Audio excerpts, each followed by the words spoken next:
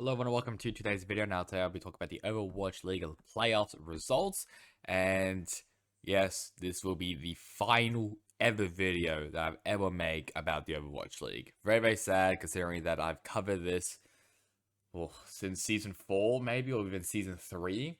It's been a very long time, but I think the Overwatch League may come to an end at the end of this year, which is very sad. But I think it makes sense considering of the management, especially in the Overwatch League. So let's first have a look at the participants before we get into results. So these were the participants. We have the Atlanta Reign, Florida Mayhem, and Houston Outlaws from the West Summer Stage qualifiers, the Boston Uprising and the London Spitfire from the West play-ins, then the Hangzhou Spark and Seoul Inferno, both of them came from the East knockouts finish, and then the Dallas Fuel from the East play-ins. So let's have a look first at the playoffs groups. So, and there's been a couple surprises. First up, opening match, Hangzhou Spark winning a reverse sweep against the Atlanta Reign. I am very disappointed on the Atlanta Reign here. Obviously, coming to this event, the Reign were heavy favorites coming into this, and possibly, just heavy favorites, along with maybe like the Mayhem, the Outlaws, and the Uprising, maybe even the Spark even as well. And also the Fuel, actually, with the Zarya meta. But the Reign just did not look like themselves. They just fell off hard. And considering as well, obviously, I'll talk about the role stars and the awards and stuff later. But considering that the Atlanta, I'm pretty sure most of their players got role stars. I am very disappointed in the Atlanta Reign of just how they performed. However, for the Hangzhou Spark, they were exceptional throughout this whole tournament. 3-2 victory for the Spark. Shy again MVP for that. Boston Uprising versus London Spitfire. This will not be the last time we get to talk about the Uprising and the Spitfire. A 3-1 victory for the Boston Uprising. Not really surprised there, I'll be honest. Smurf gained MVP. Pretty sure the Spitfire is also the only team to actually run Reinhardt and not Orisa, which at least is a good sign. At least it's there's some uniqueness at least to the Spitfire, unlike just running Orisa every single time. The elimination match is where I was more disappointed on the Atlanta Reign, where they got 3-0'd by the London Spitfire. Now, to be fair, the Spitfire came out of nowhere. The Reign have fell off hard. So, not a good weekend or even a good playoffs at all for the Atlanta Reign. It's definitely up there as a roster that could have actually been a title contender, but choked hard as NYXL in 2018, maybe 2018, 2019. The Shock, I think maybe 2021, I think I'm pretty sure. And there was one more, maybe the Fusion, I think maybe in 2020. There was that roster, this Atlanta Reign roster is going to go down in history as chokers. So not really a good thing for the Atlanta Reign, but Hardy got MVP, so that's at least a good sign. Another reverse sweep once again for the Hangzhou Spark. I don't know how they keep doing this, but the reverse sweep against the Boston Uprising, 3-2 victory for them, and leave getting MVP. Once again, the Uprising, they perform really well, so I'm not really surprised there. And the Boston Uprising, they won against the London Spitfire. Basically it's basically just a polar, exactly the same. Other than the map was not won by the Spitfire, it was won by the Boston Uprising, but Smurf got MVP on both of them, so I guess it's kind of the same. So Group 1 all done. I don't know why they call it Group 1, Group 2, just call it Group A and Group B, it's just easier. Anyways, Group 2, the Dallas Fuel 3-0 against the Seoul Inferno. I wish I could say I'm not surprised, but I'm legit just not surprised at all.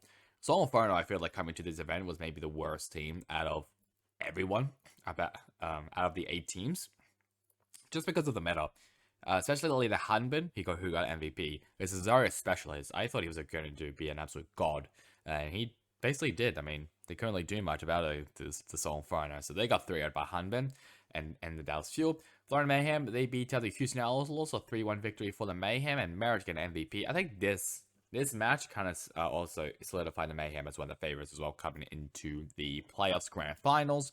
Elimination match, a 3-0 victory against the Seoul Inferno for the Houston Outlaws. Fearless getting MVP. Once again, not really surprised there.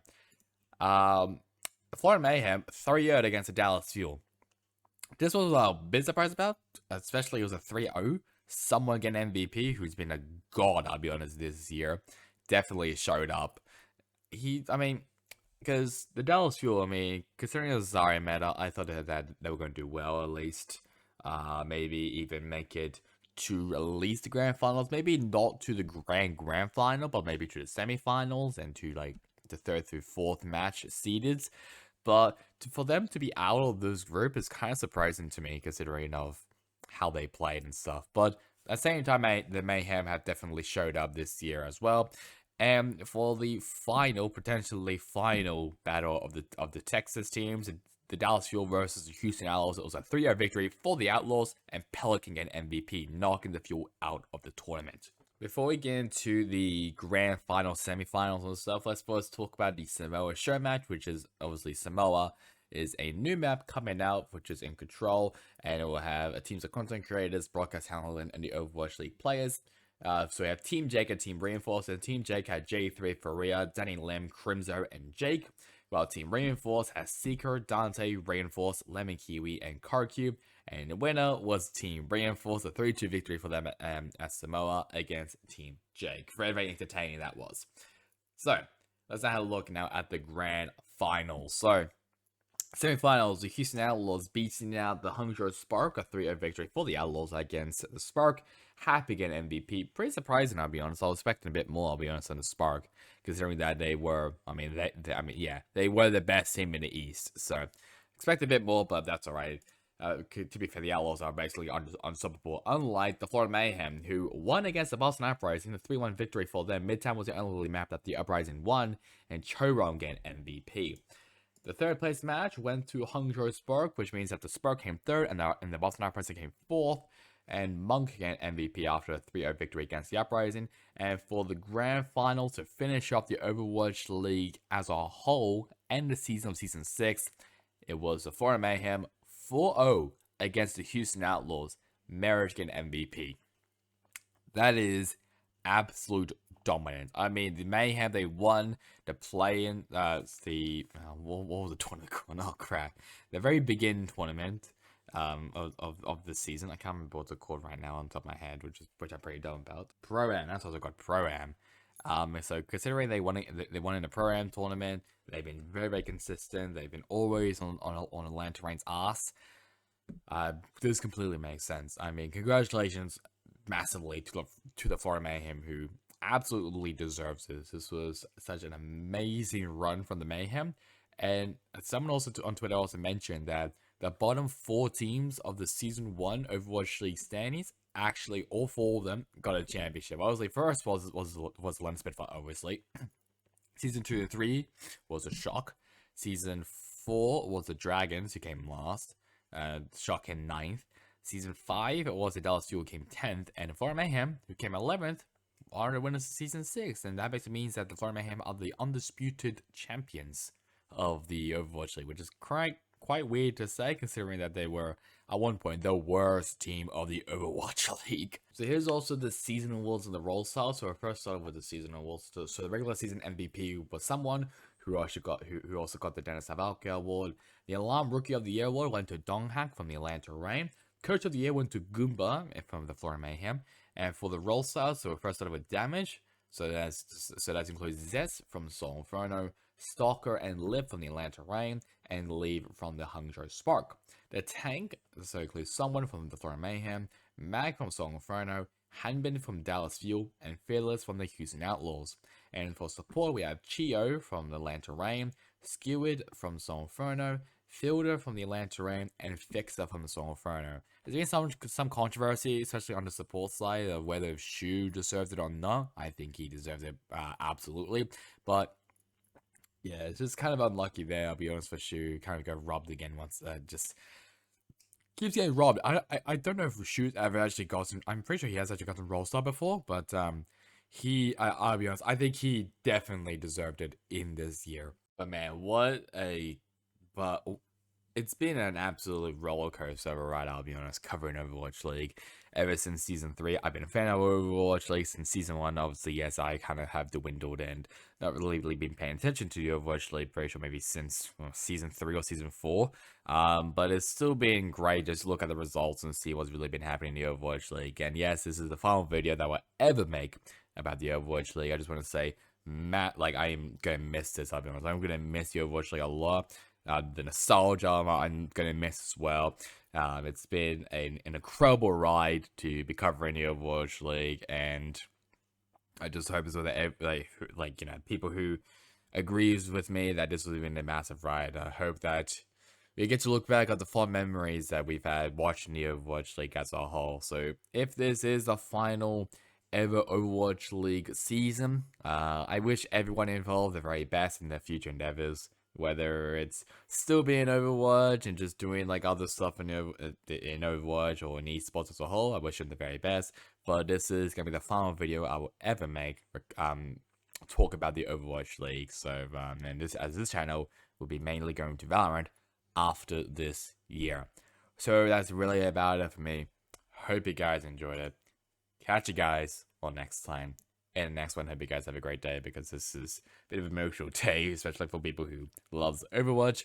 Catch you guys all next time in the next one. Goodbye.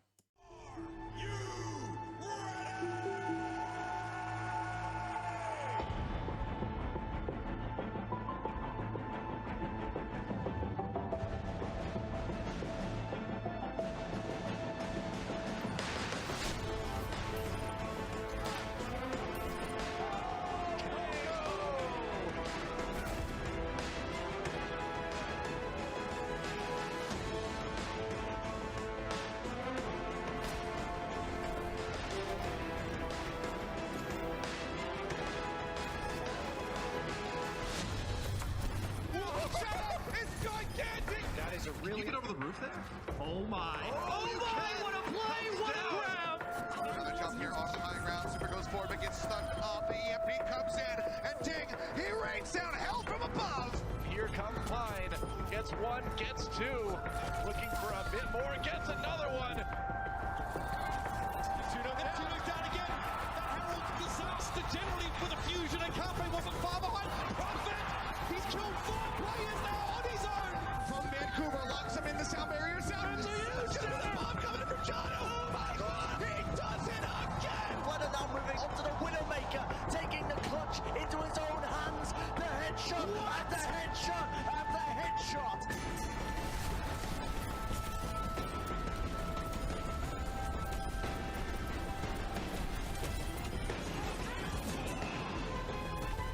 Okay, I like this for the Gladiators. We're going to try and circle around. I'm going to call this the merry-go-round because it makes me laugh. Makes me happy, and Shotball switches to the Widowmaker at just the right time!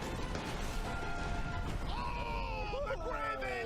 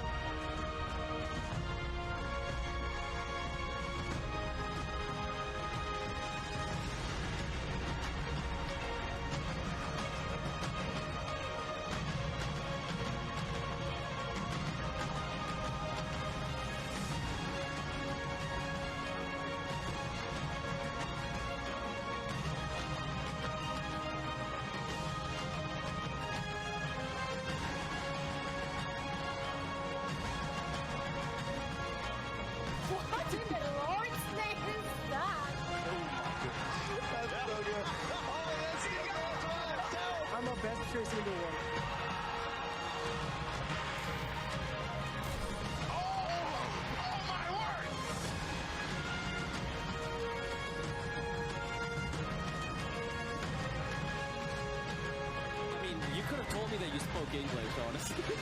The fans never thought they'd see this day. It took 43 matches. Feels like a really emotional moment here